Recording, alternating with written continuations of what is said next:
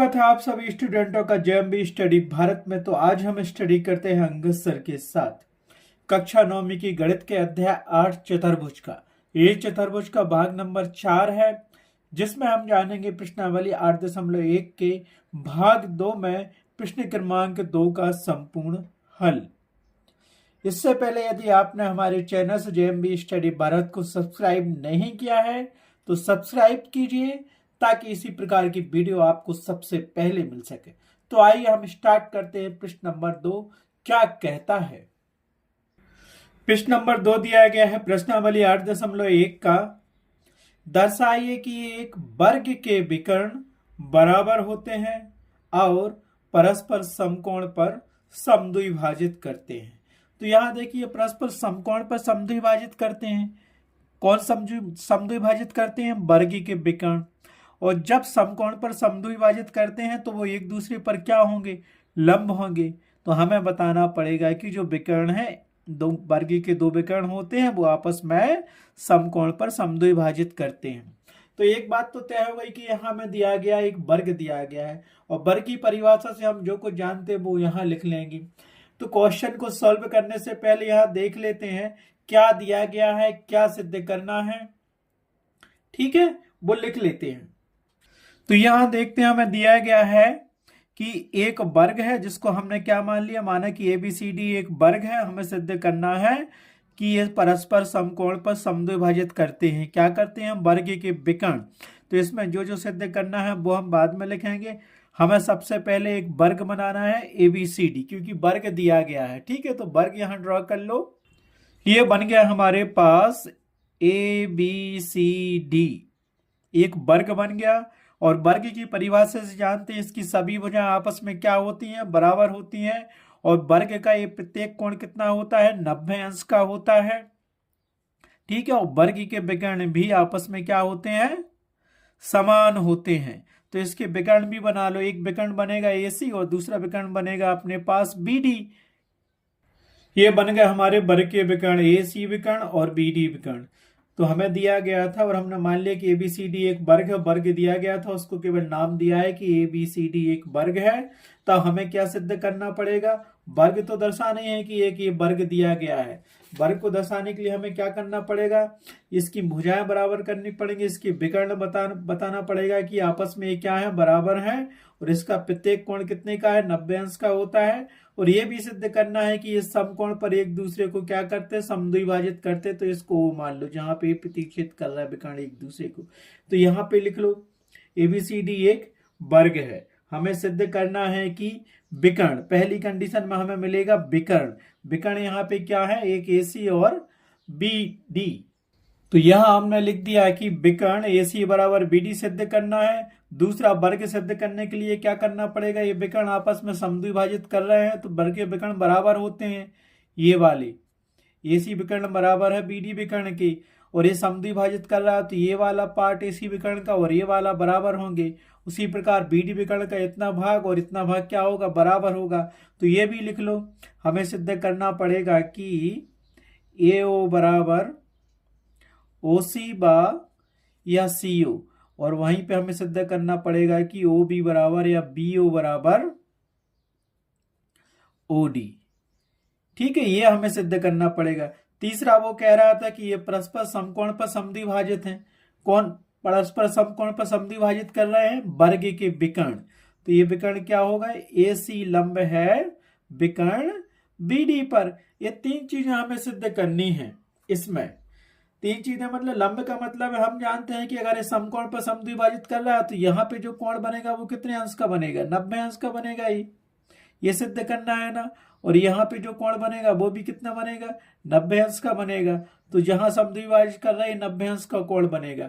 और हम क्या जानते हैं कि वर्ग के जो वर्ग होता है, वर्ग के चारों कोणों का योग कितना होता है? 180 अंश। वर्ग का प्रत्येक कोण कितने अंश का होता है? 90 अंश का होता है। ये तो हम जानते ही हैं वर्ग की परिभाषा से। और वर्ग की प्रत्येक भुजा बराबर भी होती है। तो यहाँ क्या दिया गया? जब एक वर्ग दिया गया है तो यहाँ हम क्या लिख सकते हैं? वर्ग की भुजाएं क्या है? यहाँ पे भुजा, एक भुजा दी है AB, ये बराबर होगी BC भुजा के, और बीसी भुजा बराबर होगी CD के, और CD भुजा काय के बराबर होगी DA के, क्योंकि वर्ग की प्रत्येक भुजा बराबर होती हैं। ठीक है। और दूसरी चीज हमें यहाँ क्या मिल जाएगी, वर्ग का प्रत्येक कोण, कोण A, कोण B, कोण C और कोण D क्या होते हैं, 90 अंश के होते हैं, आपस में बराबर होते हैं, ये भी लिख सकते हो। तो यह हमने क्या लिखा, वर्ग की सभी भुजाएं आपस में बराबर होती हैं और वर्ग के सभी कोण आपस में बराबर होते हैं, और वो होते हैं कितने, 90 अंश के होता है प्रत्येक कोण। क्यों, वर्ग की परिभाषा से। इसको समीकरण चाहे तुम 1 मानो या 2 मानो, ठीक है, तो इसको लिख लो। समीकरण 1 बना लिया और लिख दिया। ये सब कहां से होता है, वर्ग की परिभाषा से। तो लिख सकते हो वहां पे वर्ग की परिभाषा से। याद रखना, ये वर्ग की परिभाषा से वर्ग की प्रत्येक भुजा आपस में बराबर होती है और प्रत्येक कोण आपस में एक कॉर्नर का बराबर होता है। और जो हमें सिद्ध करना है कि विकर्ण आपस में बराबर होंगे और ये समकोण पर समद्विभाजित कर रहे हैं दोनों विकर्ण। जब समद्विभाजित करेंगे समकोण पर तो उसका आधा पार्ट ये वाला और ये वाला आपस में बराबर होना चाहिए, और इस विकर्ण का आधा पार्ट इसके बराबर होना चाहिए। ठीक है। तो सबसे पहले हम लिखेंगे ये वाला। इसको सवाल को कई प्रकार से हम सिद्ध कर सकते हैं, बहुत इंपॉर्टेंट क्वेश्चन है, कई बार पूछा गया है। तो प्रोसेस यही है लिखने की। ये हमने रचना कर ली कि ABCD एक वर्ग है, उसमें भुजाएं बराबर होती हैं, कोण बराबर होते हैं। सिद्ध क्या करना है आपको समझ में आ गया होगा, क्वेश्चन से डायग्राम हमें बनाना पड़ेगा। ठीक है। तो हमें क्या करना, सबसे पहले विकर्ण बराबर करने हैं। तो उसके लिए क्या करेंगे, पहली कंडीशन में हम यहाँ पे लिखेंगे, पहली कंडीशन में जो हमें सिद्ध करना है, एक त्रिभुज हमें ले लेंगे, कोई भी 2 त्रिभुज ले लो यहां से। तो ABC, एक A वाला त्रिभुज ले लेंगे, दूसरा त्रिभुज BCD A वाला ले लेंगे। तो इसमें पूरा विकर्ण BD आ रहा है, इसमें आ रहा है AC, और ये दोनों नहीं लेने तो ऐसा भी ले सकते हो, ABC ये वाला त्रिभुज और दूसरा ABD ए वाला त्रिभुज ले सकते हो। ठीक है। तो विकर्ण आपस में बराबर करेंगे। तो कोई भी 2 त्रिभुज ले लो। तो यहाँ पे हम क्या लेंगे, त्रिभुज ABC और BCD में लिख लो यहाँ पे। तो हमने क्या लिख लिया, यहाँ पे 2 त्रिभुज ले लिए, ABC ए वाला त्रिभुज ले लिया, तो ये कोण 90 अंश का मिल जाएगा, और समद्विभाजित कर रहा है तो ये 45 अंश के हो जाएंगे कोण, है ना। और दूसरा त्रिभुज क्या ले लिया, BCD ए वाला त्रिभुज ले लिया। ठीक है। और वर्ग की प्रत्येक भुजा बराबर होती है। तो हमें यहाँ पे एक डायग्राम समझाने के लिए मैं बना लेता हूं किस प्रकार से सिद्ध करना है इसको। तो इसको थोड़ा, तो देखो यहां से एक ABCD एक वर्ग बना था, जिसमें AC विकर्ण BD विकर्ण आपस में हम जानते हैं वर्ग के बराबर होते हैं, लेकिन सिद्ध करना हमें कि AC बराबर है BD के, और ये समकोण पर समद्विभाजित करते हैं। तो इसको हमने O बना लिया। ठीक है। तो हमें क्या करना था, यहाँ हमने 2 त्रिभुज लिए थे, त्रिभुज ABC एवं त्रिभुज BCD में।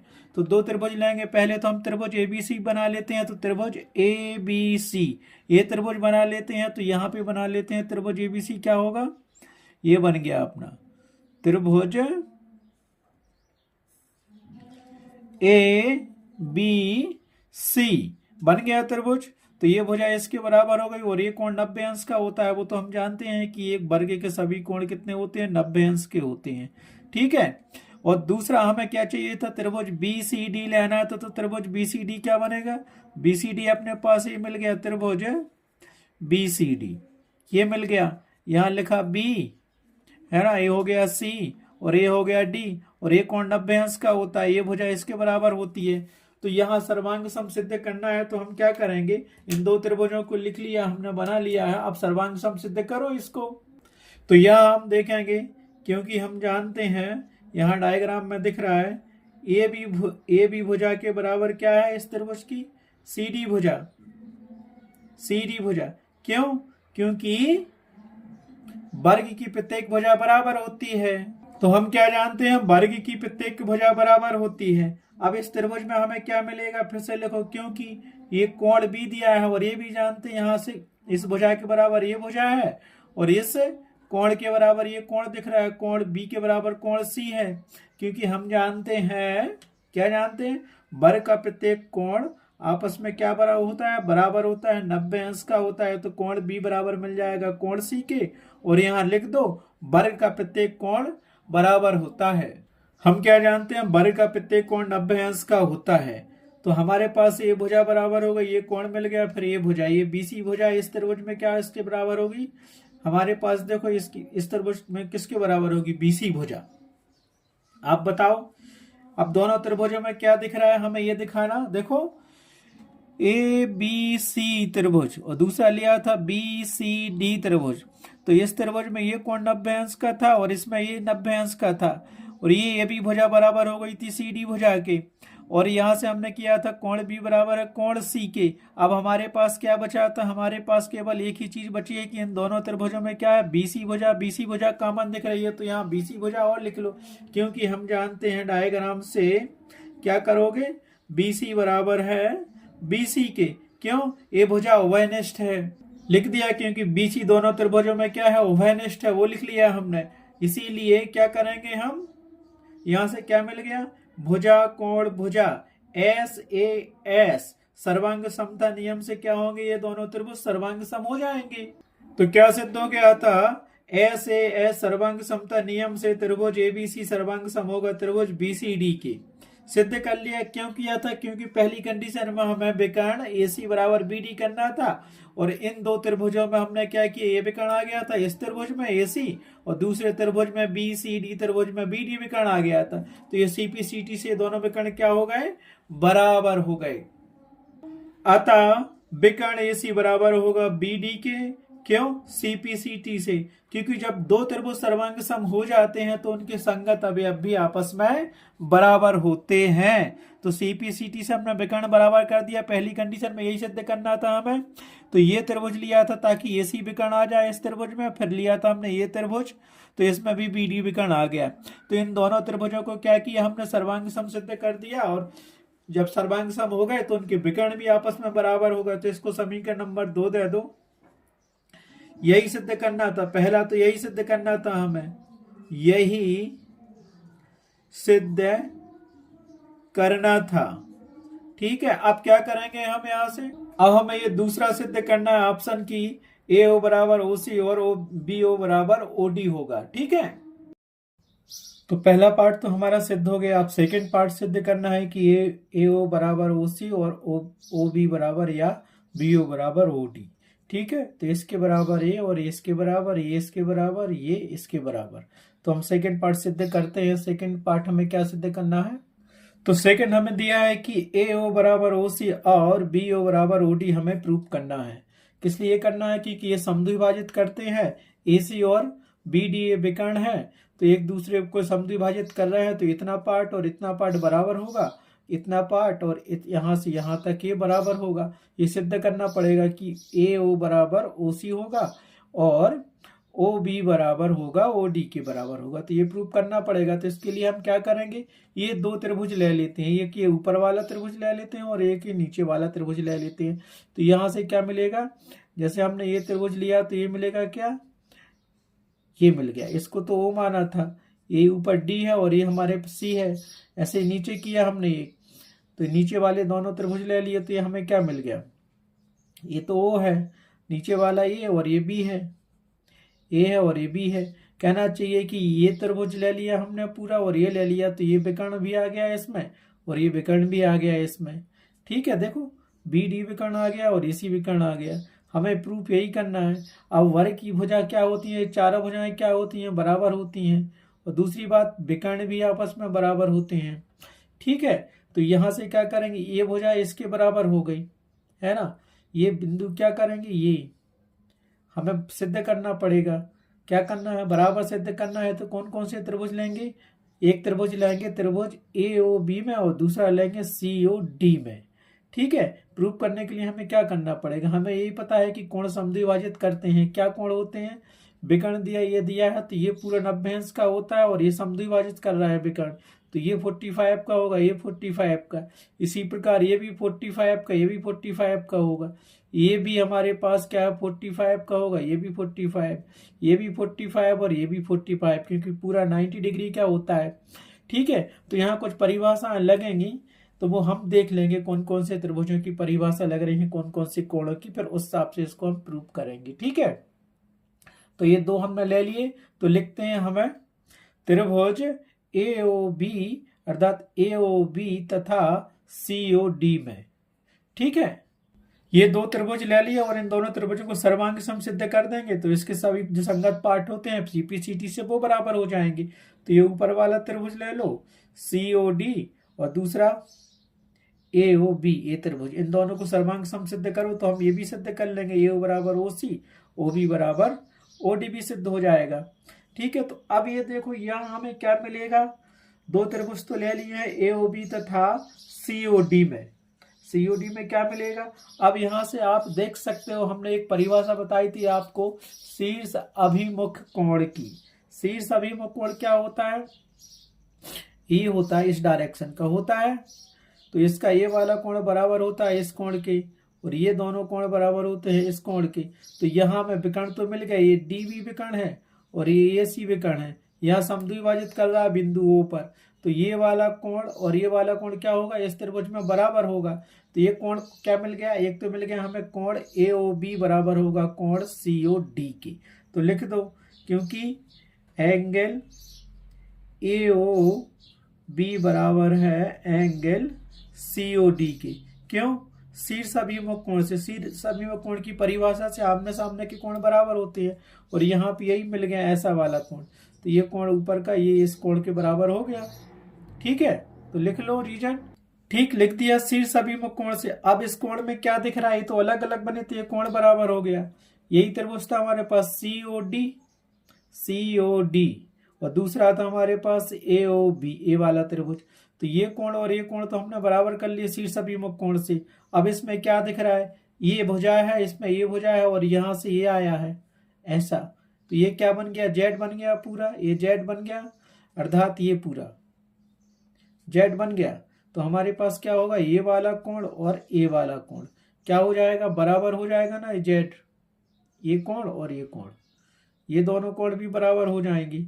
तो ये क्या कहलाते हैं, एकांतर अंतःकोण कहलाते हैं। जहां Z नुमा आकृति बनती है, ये वाली आकृति, तो ये वाले कोण आपस में क्या होते हैं, बराबर होते हैं। तो ये कोण D है और ये कोण क्या है, B है ना। तो ये क्या होगा, Z नुमा एकांतर अंतःकोण से दोनों क्या हो जाएंगे, बराबर हो जाएंगे। क्योंकि हम जानते हैं एकांतर अंतःकोण की परिभाषा से कोण ABO बराबर होगा, ABO मतलब ये वाला कोण बराबर होगा कोण CDO के। रीजन क्यों, ये CDO, ये कोण एकांतर अंतःकोण बन रहा है, ये दोनों, ये वाला कोण ये वाला कोण। तो लिख दो रीजन, एकांतर अंतःकोण से दोनों कोण आपस में क्या होंगे, बराबर होंगे। ये तो हमने कर लिया। अब पता है कि अब क्या बचा इन दोनों त्रिभुजों में, COD इस त्रिभुज में और AOB इस त्रिभुज में क्या बचा, यहाँ पे AB भुजा बची और यहाँ पे CD भुजा बची। तो बर की चारों भुजाएं बराबर होती हैं, तो ये भी हम जानते हैं कि AB भुजा बराबर होगी CD भुजा के। रीजन यहाँ तुम जानते हो बर की प्रत्येक भुजा बराबर होती है, तो वो लिख दो, यहाँ लिख दिया हमने। तो क्या लिखा, वर्ग की प्रत्येक भुजा क्या होती है, बराबर होती है। तो यहाँ पे कौन कौन सी सर्वांग समता का नियम लगा, पहले तो हमने क्या किया, ये वाला कोण लिया, इस कोण के बाद ये कोण लिया, पहला कोण फिर दूसरा कोण, फिर आ गई ये भुजा, ये कोण फिर ये भुजा। तो यहाँ सर्वांग समता का कौन सा नियम लिया, इसीलिए सर्वांग समता कोण कोण भुजा, ये एस सर्वांग समता नियम से, सर्वांग समता नियम से क्या होगा, त्रिभुज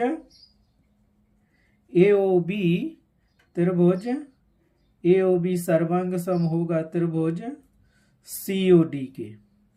ठीक है, इसको समीकरण 3 दे दो, यह सर्वांग सम त्रिभुज है। तो हमें सिद्ध क्या करना था, अब बचा है कि ये दोनों त्रिभुज AOB त्रिभुज और COD त्रिभुज सर्वांग सम हो गए। तो ये वाला पार्ट AO बराबर OC और OB बराबर OD पार्ट क्या होंगे, CPCT से सर्वांग सम सिद्ध कर दो। इसीलिए CPCT से क्या कर सकते हैं, AO बराबर होगा OC एवं क्या करोगे, AO बराबर होगा OC और BO बराबर होगा OD की, BO बराबर होगा OD की। रीजन दे दो, CPCT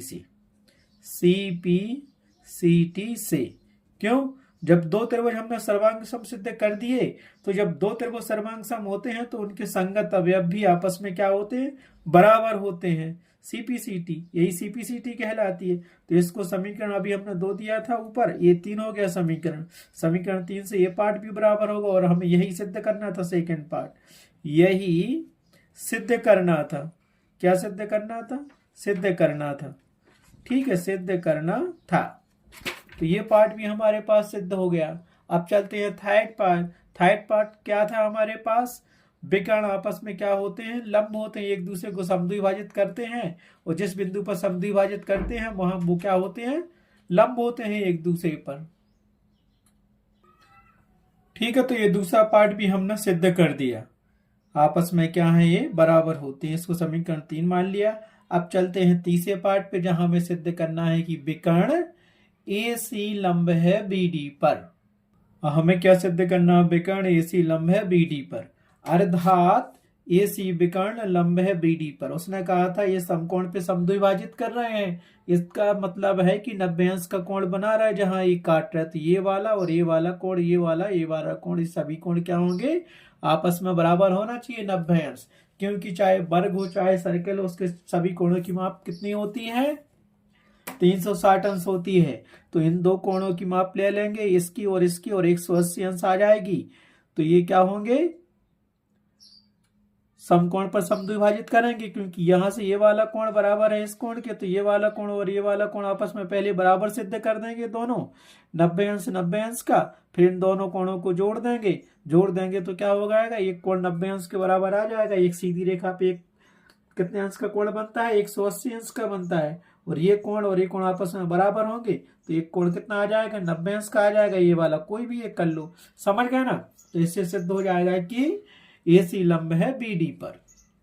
ठीक है, तो क्या त्रिभुज लेंगे यहाँ पे, अब की त्रिभुज लेंगे हम संगत त्रिभुज लेंगे, या संगत त्रिभुज, या तो ये दो ले लो या फिर ये दो लेंगे। तो ये BD विकर्ण हमारे पास आएगा सरल रेखा में, और ये लेंगे तो AC विकर्ण आएगा। तो ये कौन ले लेते हैं, AOB त्रिभुज, और BOC त्रिभुज ले लेते हैं। इसको सर्वांग सम से सिद्ध करेंगे, फिर CPCT से देखते हैं क्या आ रहा है इनको, है ना। तो ले लो सबसे पहले। अब तो कौन कौन से त्रिभुज ले रहा है, एक तो हम ले रहा है कौन सा, ए वाला त्रिभुज, ABO मतलब AOB ए त्रिभुज। दूसरा लेंगे BOC वाला त्रिभुज। दूसरा त्रिभुज क्या होगा अपने पास, दूसरा त्रिभुज अपने पास होगा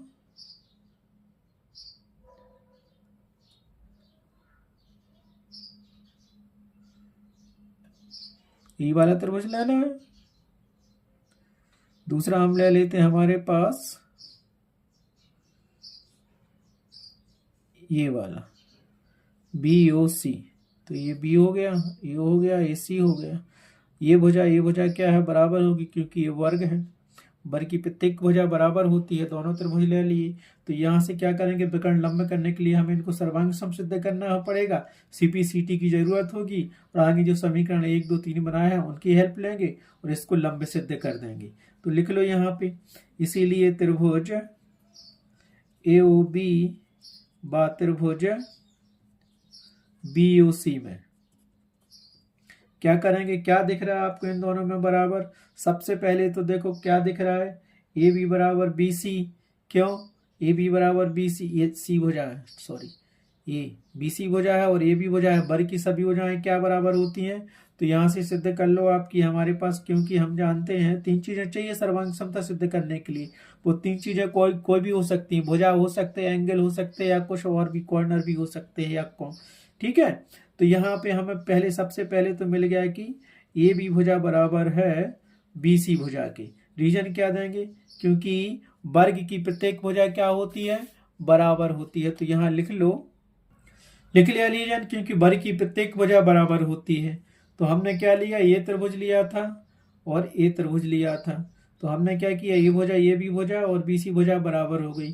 अब हमें क्या पता है, जो समीकरण 3 में हम प्रूव कर चुके हैं। यहाँ से देखो, इस त्रिभुज में हमारे पास AO और OC आ रहा है AO और OC, ये भी O है OC। तो ये हम पहले ऊपर सिद्ध कर चुके हैं। तो यहाँ से कर सकते हैं कि AO बराबर है OC के। समीकरण हमने क्या दिया था, समीकरण नंबर 2 दिया था ऊपर, ये देखो बनाया हमने, सिद्ध किया था। समीकरण 2 से कर लो या स्थिति 2 से, समीकरण 2 से प्रूव कर चुके हैं, सिद्ध किया जा चुका है। अब क्या बचा हमारे पास सिद्ध करने के लिए, देखो इस त्रिभुज में AOB त्रिभुज में और BOC त्रिभुज में BO कॉमन है, उभयनिष्ठ भुजा है, तो ये भी मिल गई हमें। तो यहां से क्या करेंगे, BO बराबर BO क्या है, उभयनिष्ठ है, तो वो भी लिख दो। लिख दिया हमने कि दोनों त्रिभुजों में उभयनिष्ठ भुजा है BO, इसीलिए हम क्या कह सकते हैं, सर्वांग समता का कौन सा नियम लग रहा है, पहली भुजा है, दूसरी भुजा है, तीसरी भुजा है, तो ये लिख दो सर्वांग समता के कौन से नियम से, SS सर्वांग समता नियम से। नियम से क्या मिल गया, सर्वांग समता नियम से क्या मिल गया हमें, भुजा भुजा भुजा सर्वांग समता नियम से त्रिभुज AOB सर्वांग सम होगा त्रिभुज BOC के। ठीक है, अब सर्वांग सम होगा क्यों किया, क्योंकि हमें ये दोनों कोण क्या करने थे, ये वाला कोण और ये वाला कोण बराबर बताते, तो यहाँ पे AC 180 अंश की रेखा बन जाती है, इस पे पूरा कोण 180 अंश के बराबर बनता है, इन दोनों को जोड़ते तो एक कोण हम निकाल लेते कितने अंश का है। ठीक है, तो CPCT से हमें क्या मिल गया, एक कोण क्या मिल गया, बराबर मिल गए, तो इसको लिख सकते हो। इसीलिए एंगल AOB बराबर होगा एंगल BOC के, और यहां लिख दिया रीजन, क्योंकि CPCT से, CPCT क्या है, जब दो त्रिभुज सर्वांग सम होते हैं तो उनके संगत अवयव या संगत कोण या संगत भुजाएं या संगत भाग आपस में बराबर होते हैं, तो लिख दिया, इसको दे दिया समीकरण नंबर 4। आई बात समझ में, इसको हमने क्या दे दिया, समीकरण नंबर 4 दे दिया, कोण AOB बराबर है कोण BOC और इस CPCT से बराबर होते हैं, इसको समीकरण नंबर 4 दे दिया। समीकरण 3 आपको पता ही है कि ऊपर दिया गया है, इतना तो समझ में आ गया, ये कोण आपस में बराबर होगा, ये दोनों कोण, ये वाला कोण ये कोण बराबर हो गए। अब हम क्या जानते हैं, हम जानते हैं सरल रेखा कोण से, क्योंकि AC एक सरल रेखा बन रही है और AC विकर्ण भी है, और इस सरल रेखा पर जब कोई कोण बनता है तो उस कोण की माप कितनी होती है, 180 अंश की होती है। तो ये सरल रेखा पे ये नीचे के दोनों कोण ले लो, ये और ये, इन दोनों को जोड़ देंगे, कोण AOB प्लस कोण BOC बराबर 180 अंश करेंगे, और इन दोनों में क्या है, और ये दोनों कोण आपस में हमने बराबर सिद्ध कर ही दिए हैं, तो इस कोण के बराबर इसको रख दो या फिर इस कोण के बराबर इसको रख दो, तो हमारे पास 90 अंश का कोण आ जाएगा किसी एक कोण के बराबर। तो देखो क्या मिलेगा। अब चूंकि हम जानते हैं, क्या जानते हैं, क्योंकि AC एक क्या है, एक सरल रेखा बन गई है, और सरल कोण क्या होता है, एक सरल रेखा पे कितने अंश का कोण बनता है, 180 अंश का बनता है, लेकिन इस रेखा पर ये क्या है, एक किरण डली है, तो हम रेखे के कोण भी कह सकते हैं और सरल रेखा का कोण भी कह सकते हैं, इन दोनों कोणों को जोड़ेंगे तो 180 अंश के बराबर आ जाएगा, क्योंकि AC एक सरल रेखा है और ये किरण मान लो OB, तो यहां से क्या रेखे के कोण से क्या मिलेगा, इन दोनों कोणों की माप कितनी होगी, 180 अंश के बराबर होगी, तो लिख लो। इसीलिए हमारे पास क्या मिलेगा, कोण AOB प्लस कोण BOC बराबर 180 अंश। इसको समीकरण 5 दे दो, और समीकरण 4 और 5 को देखो, या तो कोण BOC बराबर कोण AOC रख दो या कोण AOB बराबर कोण BOC रख दो, इसको हल कर लेंगे हम। तो हम समीकरण 4 और 5 से क्या करेंगे, ये लिख लेते हैं, अर्थात कोण AOB जो का तो लिख लेते हैं और कोण BOC की जगह पे कोण AOB रख देते हैं, कोण AOB रख दिया बराबर 180 अंश है। ठीक है, और रीजन दे दो समीकरण 4 से, समीकरण 4 से रख दिया, मान इसकी जगह पे कोण AOB रख दिया, तो यहां से हमें क्या मिल गया, ये बताओ आप, हमें पूरा मिल गया, दैट इम्प्लाइज 2, मतलब कोण AOB प्लस कोण AOB को लिखेंगे, 2 होगा 1 और 1 2, तो 2 कोण AOB, और ये बराबर कितना है हमारे पास, 180 अंश। तो यहां से क्या मिल जाएगा, सिंपल हमें कोण AOB बराबर मिल गया 180 अंश बटे 2, तो ये कितना मिल गया हमारे पास, 90 अंश आ गया, आया कि नहीं आया, बिल्कुल हमारे पास ये 90 अंश आ गया है। ठीक है, तो कोण AOB बराबर 90 अंश आ गया। तो हम कह सकते हैं समीकरण 4 से कोण AOB बराबर 90 अंश बराबर कोण BOC है ही, तो कोण AOB बराबर कोण BOC बराबर 90 अंश आ जाएगा। और यही हमें सिद्ध करना था। क्यों? दोनों विकर्ण एक दूसरे को समकोण पर समद्विभाजित करते हैं, तो यही तो सिद्ध कर दिया। ये 90 अंश का कोण बन गया, ये 90 अंश का बन गया, ये समकोण पर समद्विभाजित कर रहे हैं, है ना? कर सकते हैं ना। इसी प्रकार हम एक दूसरा भी ऊपर वाला भी ले सकते हैं, ये त्रिभुज और ये त्रिभुज लेंगे COD और AOD में, AOD भी कर सकते हैं और दोनों को इसी प्रकार सिद्ध कर सकते हैं। तो हम इसको क्या लिख सकते हैं बताओ आप? दोनों कोण आपस में बराबर हो सकते हैं, दोनों को जोड़ दोगे, समझ रहे हैं ना? तो आप क्या आ गया, 90 अंश आ गया। अतः हम क्या कर सकते हैं,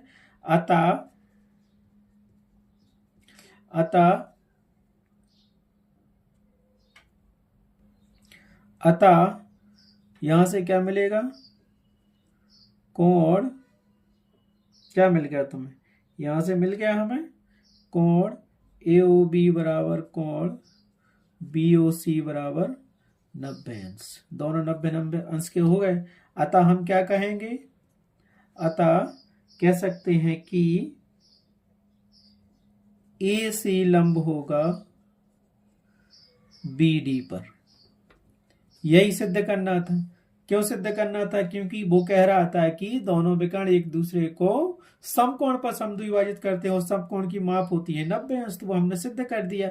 यही सिद्ध करना था, यही सिद्ध करना था। ठीक है, तो हो गया हमारे पास क्वेश्चन, यहां लिख दिया हमने, इति सिद्धम। तो कहना चाहिए इस 3 पार्टों में इस क्वेश्चन नंबर 2 को सॉल्व भी किया गया। बहुत ज्यादा इंपोर्टेंट क्वेश्चन है, 5 या 6 नंबर का आता है और तीनों पार्ट आपको आशा करता हूं समझ में आ गए होंगे। अगर समझ में नहीं आए तो कमेंट्स कीजिए, दोबारा वीडियो बनाकर मैं समझाऊंगा आपको। बहुत ही ज्यादा इंपोर्टेंट क्वेश्चंस हैं।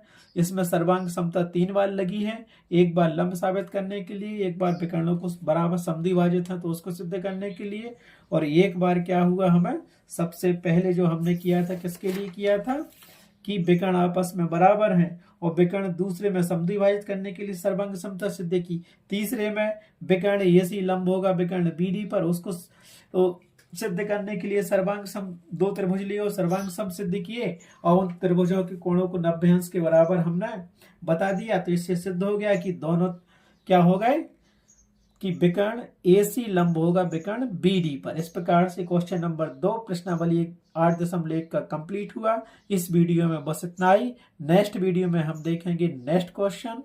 Thanks for watching my video.